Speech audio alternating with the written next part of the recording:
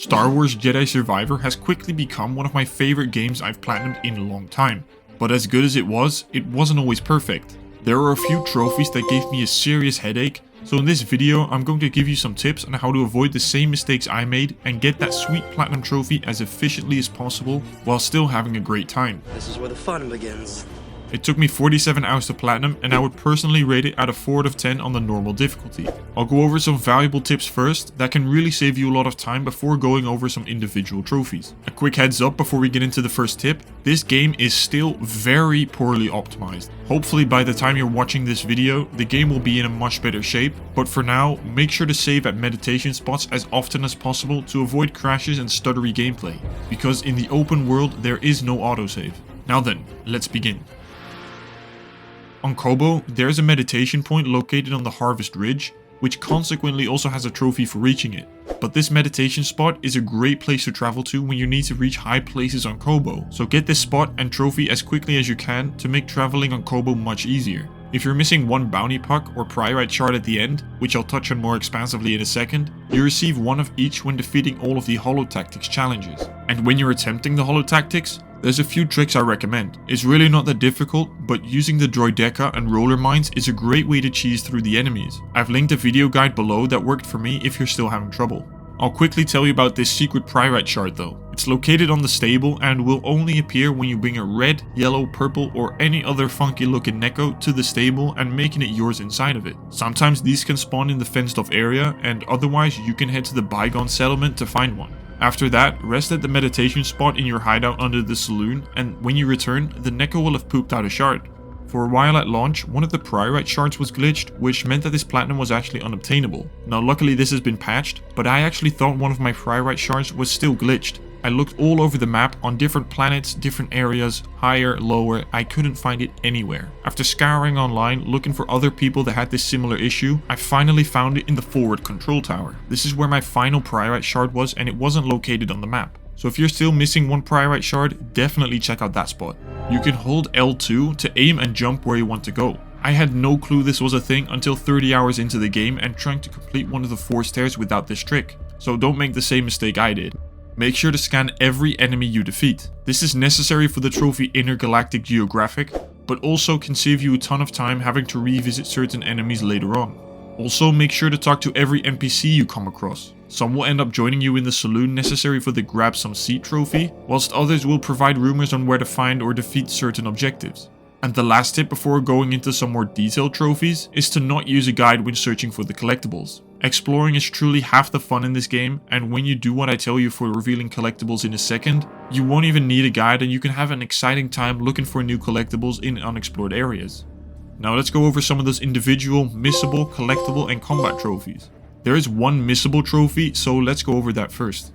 This is a minor spoiler, so skip ahead if you haven't played this game yet, or just listen along. In Chapter 1, 3, 4 and part of Chapter 5, you will have a companion with you. You can instruct them to target enemies that will help you in combat. All you have to do for this trophy is to use their ability 10 times with both characters respectively. There's more than enough opportunities to do this, so don't be too worried about it, but the reason it's missable is because after you finish the story, you won't be able to replay it. If you happen to have missed out on this trophy, don't worry, as you can go back to the first combat encounter with your companion in New Game Plus within 20 minutes or so after starting a new game. Next, let's go over the collectibles you need to find, because it wouldn't be a platinum trophy without collectibles, now would it?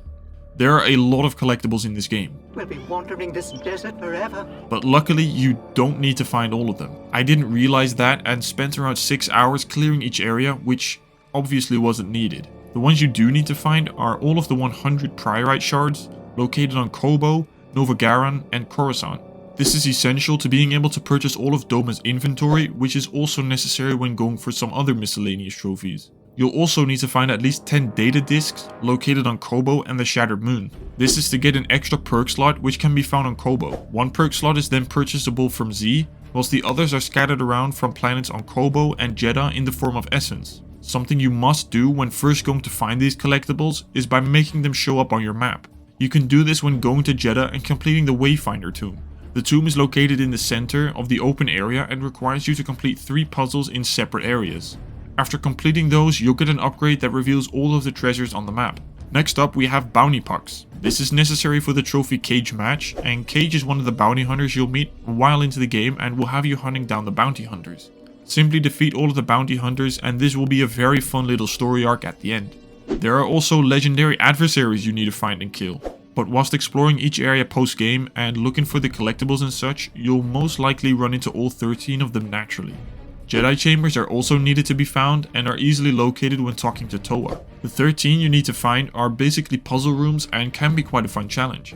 Don't forget to check in on your old pal Scuva whenever you see him fishing, as you'll need 12 fish to move into your aquarium.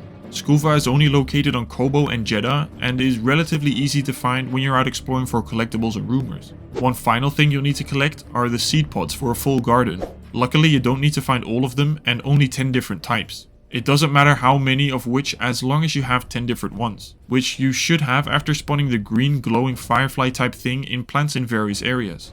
When you have 10 different plants, plant them in the garden and fill up each area of the garden. You'll gain access to more area in the garden when the last one is fully filled.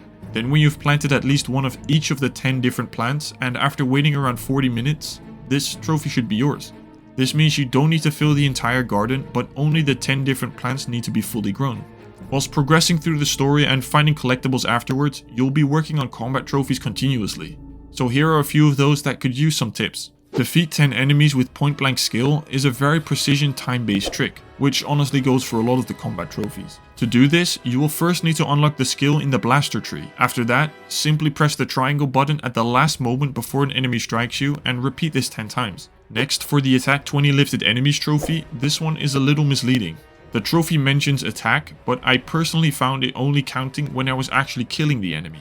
So don't attack them, but make sure to kill them, and this can easily be done on weak or low health enemies. Then we have the Slam 5 enemies trophy. This is a skill that is unlocked through the story and can easily be done in areas where there are a lot of enemies and grouping them together. This can also be farmed in the Fractured Endurance Force Tear. To do the 10 perfectly timed precision releases, you'll need to acquire the precision release skill in the dual wield stance. This one requires a very accurately time-based release to perform it correctly. Make sure to hold triangle and let go exactly when the enemy strikes you and not just before, because this worked well for me and I was able to farm this in the training area super quickly. One trophy you might need an extensive guide for and retry multiple times is the Pet a Boggling trophy. This can be extremely hard to achieve and is truly the ultimate Jedi test. Press R3 when close to a boggling and you'll notice your hand petting the wild creature. When this happens and all of the stars align, you'll finally be a true Jedi. Complete all of these steps and with the tips mentioned, you should have no trouble obtaining this platinum. The combat, story, puzzles, gameplay, everything about it was so good. I truly love this game and hopefully we'll get another to finish this trilogy. So if you have any other tips, tricks or questions, share them in the comments below. And if you want to see more trophy tips and tricks, check out this video. And that's it. See ya!